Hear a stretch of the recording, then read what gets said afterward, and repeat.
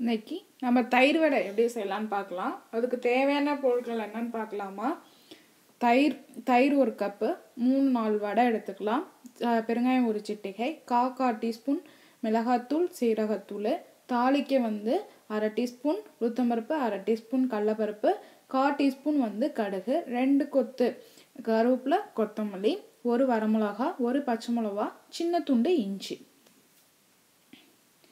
இப்போ எப்படி செய்யலான்னு பார்க்கலாம்.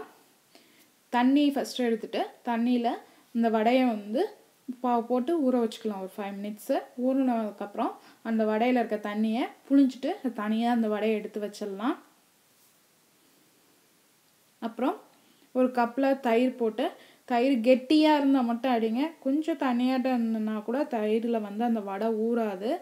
அதனால் ரொம்ப தனியாகவும் இருக்கக்கூடாது, ரொம்ப கெட்டியாகவும் இருக்கக்கூடாது. கொஞ்சம் மீடியமாக இருக்கணும். அதை நல்லா இது பண்ணிக்கலாம், பீட் பண்ணிக்கலாம். பீட் பண்ணதுக்கப்புறம் அதை தனியாக எடுத்து வச்சுருங்க. அது உப்பும் தேவையான அளவு உப்பும், இந்த தயிருக்கு தேவையான உப்பும் அதில் போட்டுருங்க. இப்போ ஒரு வடை சட்டியில் இப்போ அதில் எண்ணெய் விட்டு கடுகு, உளுத்தம்பருப்பு, கடலைப்பருப்பு, பெருங்காயம் போட்டு தாளிச்சிருக்கோம். தாளித்ததுக்கப்புறம் அதில் கருவேப்பிலை, இஞ்சி, பச்சை மிளகா, வரமிளகா போட்டு இது பண்ணிவிட்டு அடுப்பை ஆஃப் பண்ணிவிடுங்க. இப்போ இதில் தாளித்தது போட்டிருக்கோம். அப்படி இல்லைன்னா நீங்கள் தனியாக வச்சுட்டு அதுக்கப்புறம் தாளித்தது போட்டாலும் போட்டுக்கலாம். நான் வடை போட்டு அது லைட்டாக கொஞ்சம் ஊற வச்சுருக்கேன். ஊறினதுக்கப்புறம் இப்போ யாராவது வந்திருக்காங்கன்னா அதை கார்னிஷ் பண்ணால் இந்த மாதிரி போட்டு மேலே லைட்டாக சீரகத்தூள், மிளகாத்தூள் போட்டு மேலே கொத்தமல்லி, கருவேப்பிலை போட்டு தாளித்து லைட்டாக எடுத்து வச்சுருந்தா அதை போட்டு இது பண்ணிக்கலாம். தயிர் வடை இப்போ ரெடி ஆகிடுச்சு.